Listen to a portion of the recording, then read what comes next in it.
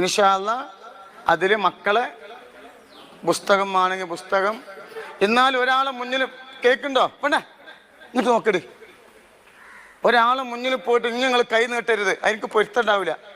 മനസ്സിലായോ? ഇല്ല.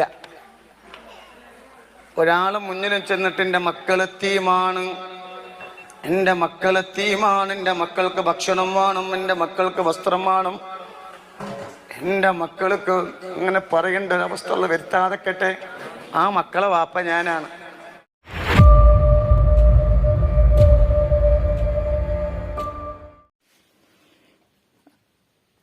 അസ്സലാമു അലൈക്കും വറഹ്മത്തുള്ളാഹി.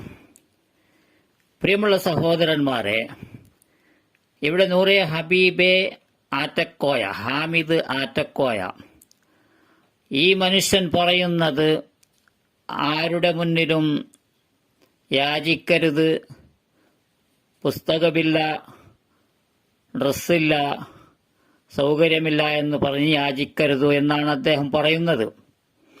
അദ്ദേഹം ചെയ്യുന്നത് അത് തന്നെയാണ്. യാചിക്കുന്നു, തട്ടിപ്പ് നടത്തുന്നു, പണമുണ്ടാക്കുവാനുള്ള എല്ലാ വഴികളും അദ്ദേഹം തിരഞ്ഞെടുക്കുന്നത് ജനങ്ങളെ വിശ്വസിപ്പിച്ച് സ്ത്രീകളെ അരികിലേക്ക് വരുത്തിച്ച് ചെയ്യുന്ന ഒരുപാട് കാര്യങ്ങൾ, ഒരുപാട് വീഡിയോകൾ ഇറക്കിയതുമാണ്. നിങ്ങൾക്കറിയാം അദ്ദേഹം ചെയ്യുന്ന കാര്യങ്ങൾ, അദ്ദേഹത്തിന്റെ കള്ളത്തരം.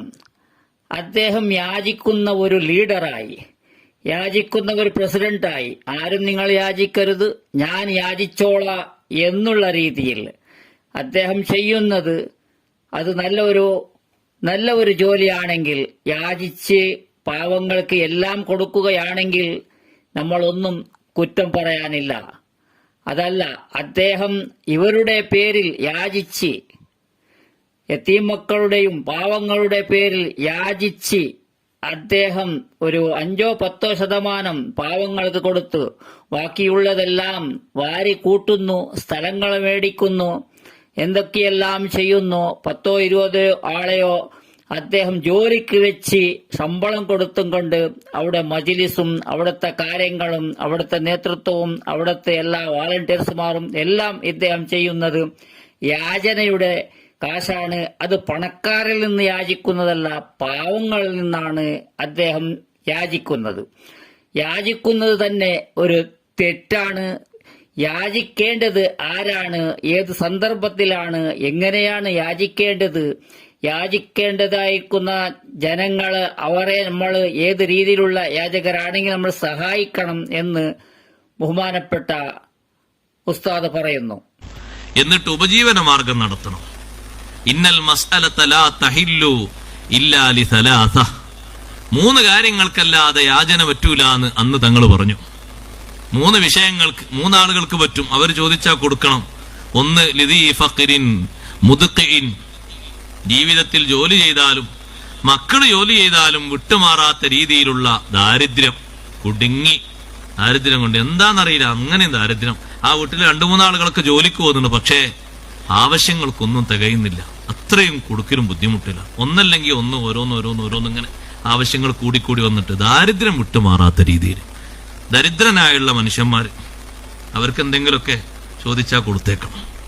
അല്ലെങ്കിൽ ലൗ മറലിൻ മുഫന്നിദിൻ, വരുമാനമോ വീട് പോലത്തെ വീടോ വിറ്റാലും ചികിത്സക്ക് പണം തികയില്ല, അത്രയും ഗുരുതരമായ രീതിയിൽ ബാധിച്ച രോഗം.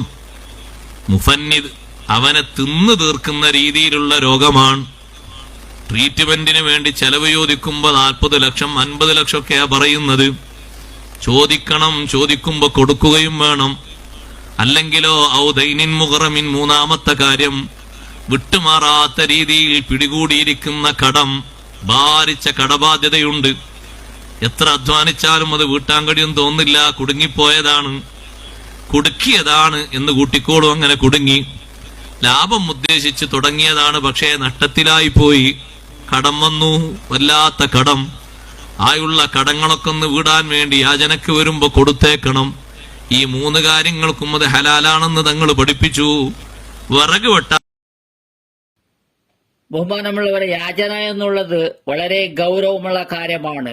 യാചിക്കാൻ ആർക്കും അള്ളാഹു എത്തിക്കല്ലേ എന്നാണ് നമ്മൾ ദുആ ചെയ്യേണ്ടത്. കഴിവിന്റെ പരമാവധി നമ്മൾ ആരോടും യാചിക്കാതെ ജീവിക്കാൻ എത്തിക്കണേ അള്ളാഹു തആലയോട് നമ്മൾ എല്ലാ സമയത്തും ദുആ ചെയ്യേണ്ടതാണ്.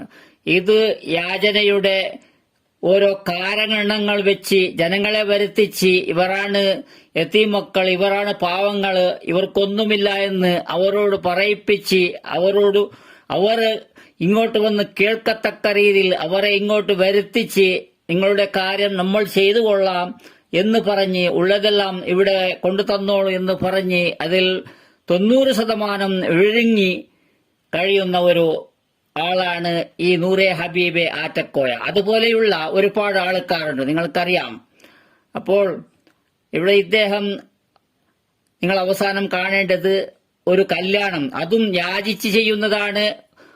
എത്ര സ്വർണം കൊടുക്കുന്നതാണ്, ഇതര സമുദായത്തിൽപ്പെട്ടവർക്കാണ് കൊടുക്കുന്നത്. അത്ര യാചന കൊണ്ട് യാചിക്കുന്നത് ആരുടെ പണമാണ്? ഈ പാവങ്ങളുടെ പണമാണ്. ഒന്നുമില്ലാത്തവരാണ്. വിശ്വസിച്ച് നമുക്ക് ഇവിടെ വന്നാൽ രോഗം ശമനമാകുന്നു, കുട്ടികളുണ്ടാകുന്നു. ഇതെല്ലാം കാരണങ്ങൾ പറഞ്ഞ് എല്ലാം അള്ളാഹു താലന്റെ അനുഗ്രഹത്തിലേക്ക് വിട്ടുകൊടുക്കേണ്ട, അള്ളാഹുവിലേക്ക് എത്തിക്കേണ്ട, അള്ളാഹുവിലേക്ക് ചേർക്കേണ്ട കാര്യങ്ങളെല്ലാം ഈ നൂറെ ഹബീബിന് ചേർത്തുകൊണ്ട് ഇവിടെയാണ് എല്ലാം ശരിയാകുന്നത് എന്ന് വിശ്വസിച്ച് അവിടെ കൊടുക്കുന്ന പണത്തെ ഇതര സമുദായത്തിൽപ്പെട്ടവർക്കും ഇദ്ദേഹം കൊടുക്കുന്ന, ഇദ്ദേഹത്തിന് സ്വന്തം പണമാണോ കൊടുക്കട്ടെ. ഇദ്ദേഹം ചെയ്യുന്നത് അനീതിയാണ്, അക്രമമാണ്. 90% അദ്ദേഹം വിഴുങ്ങുന്നത് കൊണ്ടാണ്. ഈ യാചനയുടെ കാര്യം മനസ്സിലാക്കി ഗൗരവത്തോടെ എടുത്ത് ജനങ്ങൾ പോകുന്നതും അവിടെ കൊടുക്കുന്നതും നിരുത്തണമെന്നാണ് എനിക്ക് പറയാനുള്ളത്. അവസാനം അദ്ദേഹം ഒരു കല്യാണത്തിന്റെ ഒരു വീഡിയോ നിങ്ങൾക്ക് കാണാം. അദ്ദേഹം യാചന കൊണ്ട് കിട്ടിയ പണത്തിൽ ആ ദമ്പതികൾക്ക് കൊടുക്കുന്ന സ്വർണം, അതുപോലെ കല്യാണം നടത്തി അവിടെ ബിരിയാണി വെച്ച് വിളമ്പുന്നത്, ഇതാണ് നിങ്ങൾ കാണേണ്ടത്. ഇൻഷാ അല്ലാഹ് അവസാനം കണ്ടോളൂ. അസ്സലാമു അലൈക്കും വറഹ്മത്തുള്ളാഹി. ചേച്ചിനെ കൊടുത്തു, ചേച്ചിന്റെ കൈ കൊണ്ട് തങ്ങളിപ്പോ കൊടുക്കണല്ല, നിങ്ങൾ കൊടുക്കണേ കേട്ടാ. കേട്ടെ, നിങ്ങളെ നാത്തൂനോ നിങ്ങളെ ഓലോ നിങ്ങളാണല്ലേ? അല്ല, ഒരു വേറെ കുട്ടിയും പാടെ ഉണ്ടായിരുന്നല്ലോ. നേരോ? ആ നേരോ? അൽഹംദുലില്ലാ. അല്ലാഹു അല്ലേ നിങ്ങള് ഓലല്ലേ? ആ ഓല എവിടെ? ബിന്ദു ചേച്ചി എവിടെ? ആ ചേച്ചിയാണ് ഇവക്ക് വന്ന് എന്റെ മുമ്പിൽ കരഞ്ഞത്. ഓളെ വിളിച്ചാണ് ഓലെ ആ ചേച്ചി ബലെ നിങ്ങള് ബലെ അല്ലേ ബലെ നോക്കി വളർത്തിയത് ഒരുപാട് കരഞ്ഞിട്ടുണ്ട്. അതുപോലെ നമുക്ക് ഒഴിവാക്കാൻ പറ്റില്ല. ചേച്ചി ഇവിടെ നിന്നോ? ശരിക്കും ഈ ചേച്ചി കൊടുക്കട്ടെ ഈ സ്വർണം. ഈ ചേച്ചിയാണ് ഈ പൊന്നു പെങ്ങളെ നോക്കി വളർത്തിയത്. നാത്തൂനാണ്, ഭർത്താവിന്റെ പിന്നെ കരയരുത്, അവരെ ഭർത്താവ് മരിച്ചു. ഇവര് അച്ഛനും അമ്മയില്ല, ഇവരാണ് എൻ്റെ മുന്നിൽ വന്ന് കരഞ്ഞത്. ഒരു ഗതിയില്ല, ഇവര് പണിക്ക് പോയിട്ടാണ് ഇവരൊക്കെ നോക്കിയത്. അങ്ങനത്തെ ഒരു അവസ്ഥ ആർക്കൊന്നും കൊടുക്കാതിരിക്കട്ടെ. ഒരുപാട് കഷ്ടപ്പെട്ടുണ്ട്. അപ്പോൾ ഈ സ്വർണം ആ ചേച്ചിനെ എന്ത് ചെയ്യട്ടെ, ആ കുഞ്ഞു പെങ്ങൾക്ക് കൊടുക്കട്ടെ. അല്ലേ എൻ്റെ ശരി അല്ലേ? ഒരുപാട് അല്ലേ, എൻ്റെ മുന്നിൽ വന്ന് കരഞ്ഞതാണ് ഇവര്. അപ്പം അതുകൊണ്ട് നിങ്ങൾ പൊന്നു പോലെ അവളെ നോക്കണം. ഒരുപാട് കഷ്ടപ്പെട്ട് ജീവിച്ചതാണ്. ദൈവത്തിൻ്റെ അനുഗ്രഹമൊക്കെ എപ്പോഴും ഉണ്ടാകട്ടെ കേട്ടോ. എന്ത് വിഷമം ഉണ്ടെങ്കിലും നിങ്ങൾ നമ്മളെ പെരേക്ക് വരാം കേട്ടോ.